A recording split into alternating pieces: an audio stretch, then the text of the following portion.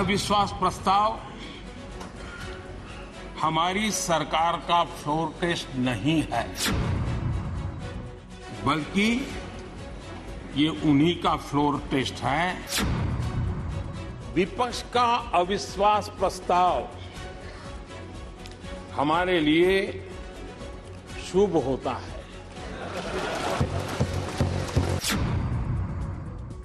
गरीब के भूख की चिंता नहीं है, सत्ता की भूख, यही आपके दिमाग पे सवार है।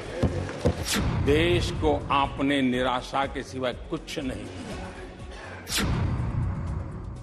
वही खाते खुद के बिगड़े हुए हैं, वो भी हमसे हमारा हिसाब लिए फिरते हैं। अब शब्द बोलो, भाग जाओ। कूड़ा कचरा फेंको, भाग जाओ। झूठ फैलाओ, भाग जाओ। एनडीए और बीजेपी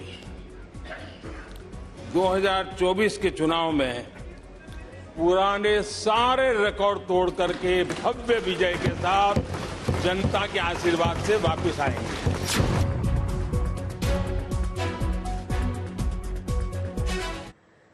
अच्छी और सच्ची खबरों में बात सरकार के खिलाफ विपक्ष के लाए गए अविश्वास प्रस्ताव की। मोदी सरकार के खिलाफ लाया गया ये अविश्वास प्रस्ताव तो गिर गया, लेकिन इससे पहले प्रधानमंत्री नरेंद्र मोदी ने अविश्वास प्रस्ताव का जवाब देते हुए विपक्ष पर करारा प्रहार किया। खासकर कांग्रेस पर उन्होंने भीषण वार किए। प्रधानमंत्री मोदी ने अपनी सरकार पर जनता का विश्वास होने का जिक्र करते हुए 2024 में भी सरकार में वापसी की उम्मीद जताई। यही नहीं, उन्होंने जब 2028 में एक बार फिर से सरकार के खिलाफ अविश्वास प्रस्ताव लाए जाने की बात कही, अपने संबोधन में प्रधानमंत्री मोदी ने कांग्रेस को उसके पुराने दिनों की याद दिलाते हुए एक के बाद एक प्रहार किए। उन्होंने संसद में किस मुद्दे पर क्या कुछ कहा, खुद उन्हीं की जबानी सुनवाते आपको। आदरणीय अध्यक्ष जी, देश की जनता ने हमारी सरकार के प्रति बार बार जो विश्वास जताया है, मैं आज देश के कोटि कोटि नागरिकों का आभार व्यक्त करने के लिए उपस्थित हुआ हूं।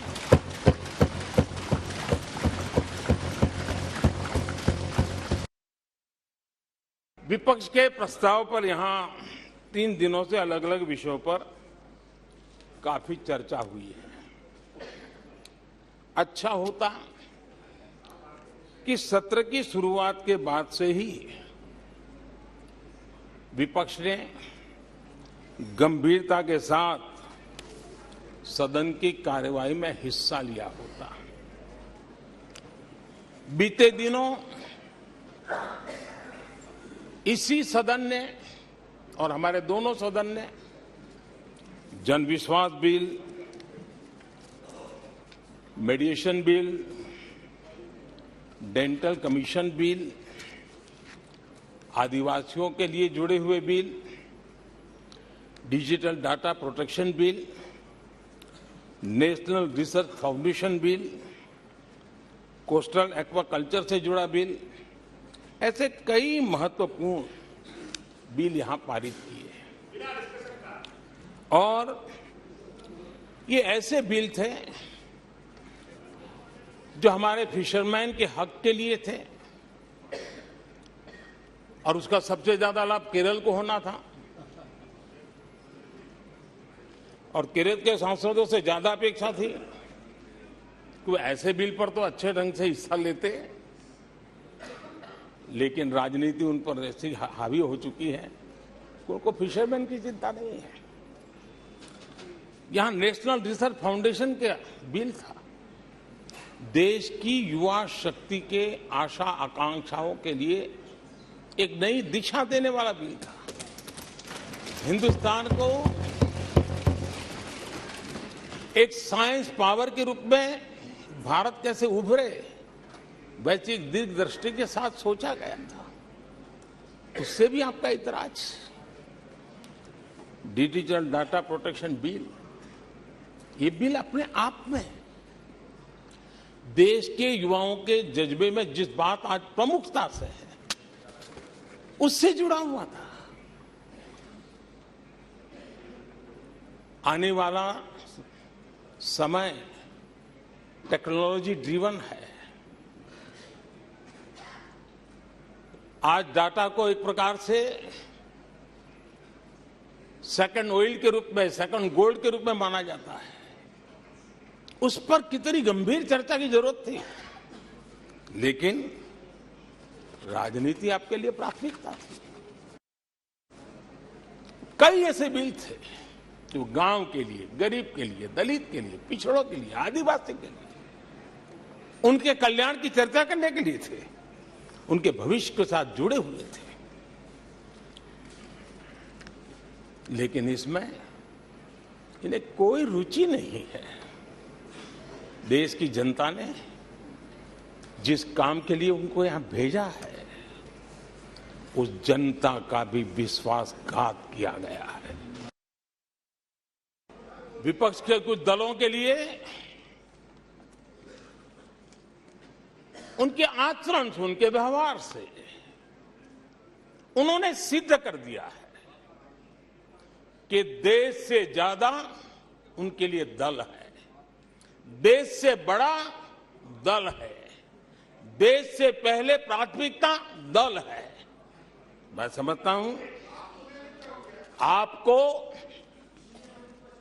गरीब के भूख की चिंता नहीं है, सत्ता की भूख यही आपके दिमाग पे सवार है। कट्टर भ्रष्ट साथी उनकी शर्त पर मजबूर होकर के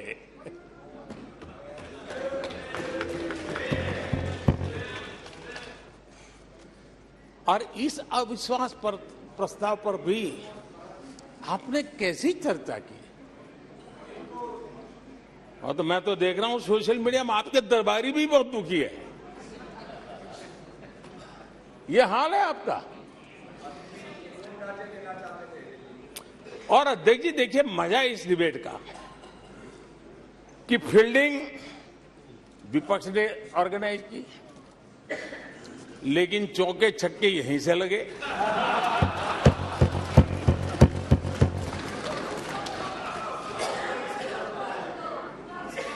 और विपक्ष नो कॉन्फिडेंस मोशन पे नो बॉल पर ही करते आगे चलता जा रहा है।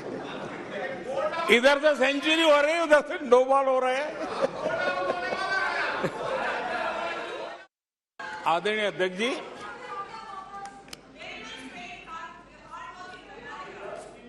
विपक्ष के हमारे साथियों को दिखास की, छपास की बहुत इच्छा रहती हो, पर स्वाभाविक है। लेकिन आप ये मत भूलिए कि देश भी आपको देख रहा है।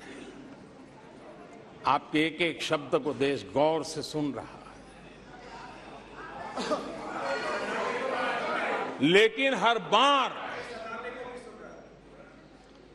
देश को आपने निराशा के सिवाय कुछ नहीं दिया है। और विपक्ष के रवैये पर भी मैं कहूंगा, जिनके खुद के वही खाते बिगड़े हुए हैं, जिनके वही खाते खुद के बिगड़े हुए हैं, वो भी हमसे हमारा हिसाब लिए फिरते हैं। माननीय अध्यक्ष जी, इस अविश्वास प्रस्ताव में कुछ चीजें तो ऐसी विचित्र नजर आई जो न पहले कभी सुना है, न देखा है, न कभी कल्पना की है। सबसे बड़े विपक्षी दल के नेता को बोलने की सूची में नाम ही नहीं था। और पिछले उदाहरण देखिए आप, 1999 में वाजपेयी सरकार के खिलाफ अविश्वास प्रस्ताव आया। शरद पवार साहब उस समय नेतृत्व कर रहे थे। उन्होंने डिबेट का नेतृत्व किया। 2003 में अटल जी की सरकार थी, सोनिया जी विपक्ष की नेता थी, उन्होंने लीड ली, उन्होंने विस्तार से अविश्वास प्रस्ताव रखा। 2018 में खड़गे जी थे विपक्ष के नेता, उन्होंने प्रोमिनेंटली विषय को आगे बढ़ाया। लेकिन इस बार अधीर बाबू को क्या हाल हो गया, उनकी पार्टी ने उन्हें बोलने का मौका नहीं दिया। ये तो कल अमित भाई ने बहुत जिम्मेवारी के साथ कहा कि भाई अच्छा नहीं लग रहा है, और आपकी उदारता थी कि उनका समय समाप्त हो गया था तो भी आपने उनको आज मौका दिया। लेकिन गुड़ का गोबर कैसे करना उसमें ये माहिर है।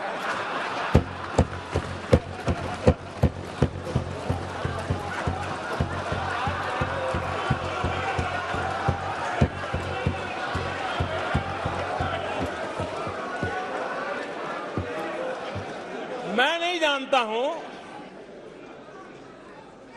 कि आखिर आपकी मजबूरी क्या है, क्यों अधीर बाबू को दरकिनारे कर दिया गया। पता नहीं कलकत्ता से कोई फोन आया हो।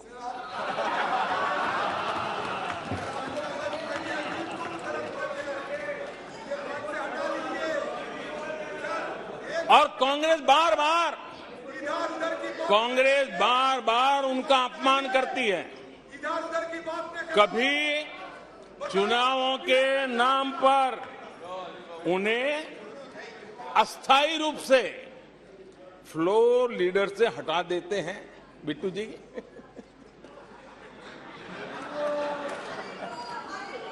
हम अधीर बाबू के प्रति अपनी पूरी संवेदना व्यक्त करते हैं।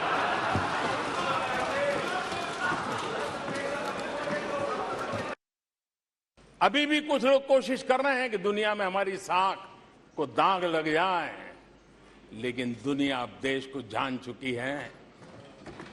दुनिया के भविष्य में भारत किस प्रकार से योगदान दे सकता है, ये विश्व का विश्वास बढ़ता चला जा रहा है।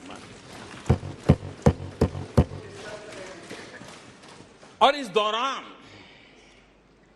हमारे विपक्ष के साथियों ने क्या किया, जब इतनी सानुकूल वातावरण, चारों तरफ संभावनाएं ही संभावनाएं, इन्होंने अविश्वास के प्रस्ताव की आड़ में जनता के आत्मविश्वास को तोड़ने की विफल कोशिश की है।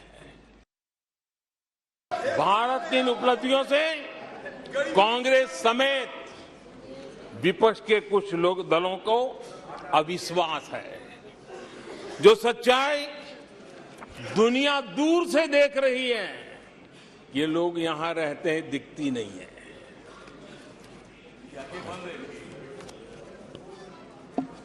आदरणीय अध्यक्ष जी, अविश्वास और घमंड इनकी रगों में रस बस गया है। वे जनता के विश्वास को कभी देख नहीं पाते हैं। अब ये जो शुतुरमुर्ग अप्रोच है, इसके लिए तो देश क्या कर सकता है। आदरणीय अध्यक्ष जी, जो पुरानी सोच वाले लोग रहते हैं, वो उस सोच से सहमत नहीं, लेकिन वो कहते हैं कि देखो भाई, जब कुछ शुभ होता है, कुछ मंगल होता है, घर में भी कोई अच्छा होता है, बच्चे भी कोई अच्छे कपड़े पहनता है, जरा साफ सुथरा होता है, तो काला टीका लगा देते हैं। आज देश का जो मंगल हो रहा है चारों तरफ, देश की जो चारों तरफ वाहवाही हो रही है, देश का जो जय जयकार हो रहा है, तो मैं आपका धन्यवाद करता हूं कि काले टीके के रूप में काले कपड़े में निकल के सदन में आकर के आपने इस मंगल को भी सुरक्षित करने का काम किया है। इसके लिए भी मैं आपका धन्यवाद करता हूं। आज मैं सदन में कुछ सीक्रेट बताना चाहता हूं। मेरा पक्का विश्वास हो गया है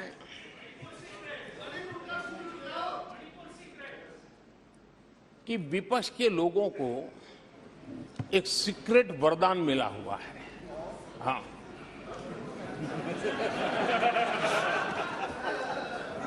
सीक्रेट वरदान मिला हुआ है जी। और वरदान ये कि ये लोग जिसका बुरा चाहेंगे उसका भलाई ही होगा।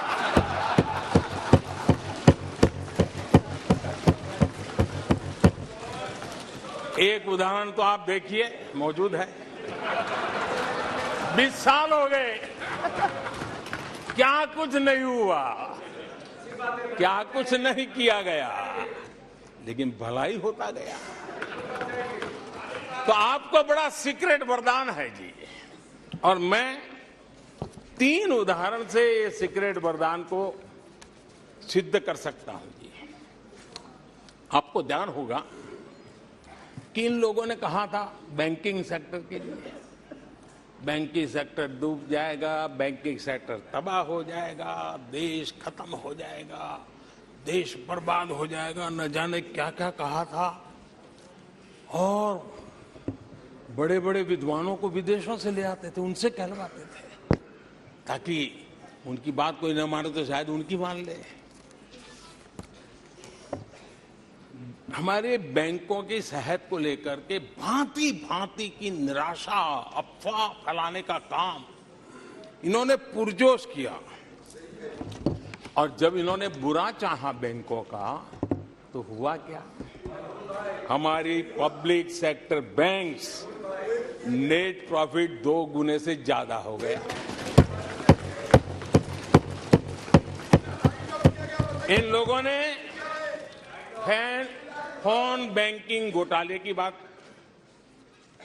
इसके कारण देश को एनपीए के गंभीर संकट में डुबो दिया था।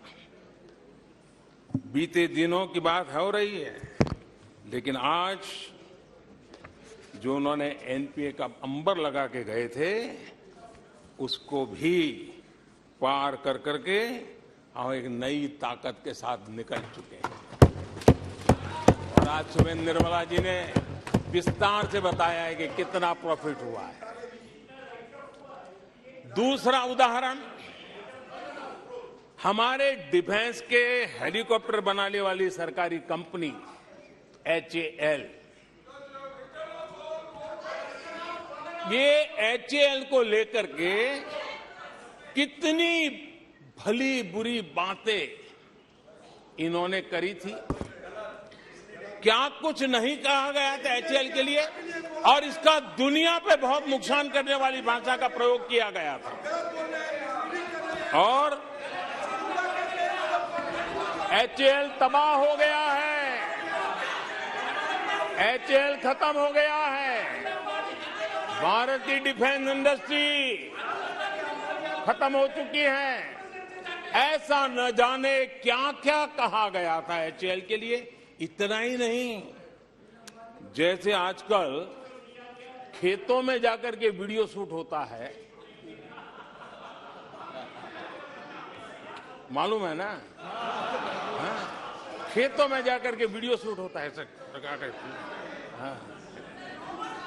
वैसा ही उस समय HAL फैक्ट्री के दरवाजे पर मजदूरों की सभा करके वीडियो शूट करवाया गया था और वहां के कामगारों को भड़काया गया था। अब तुम्हारा कोई भविष्य नहीं है, तुम्हारे बच्चे मरेंगे, भूखे मरेंगे, HAL डूब रहा है।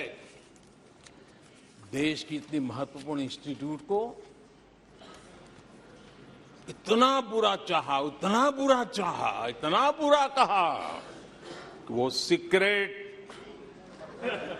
आज HAL सफलता की नई बुलंदियों को छू रहा है। HAL ने अपना highest ever highest revenue register किया है। इनके जी भर करके गंभीर आरोप के बावजूद भी वहां के कामदारों को, वहां के कर्मचारियों को उकसाने की भरपूर कोशिश के बावजूद भी आज HAL देश की आन बान शान बन के उभरा हुआ। खबरें सच्ची होनी चाहिए, अच्छी खुद ब खुद लगती हैं। Navjot Randhawa signing off. आप सुनते रहिए गुड न्यूज और देखते रहिए गुड न्यूज टुडे।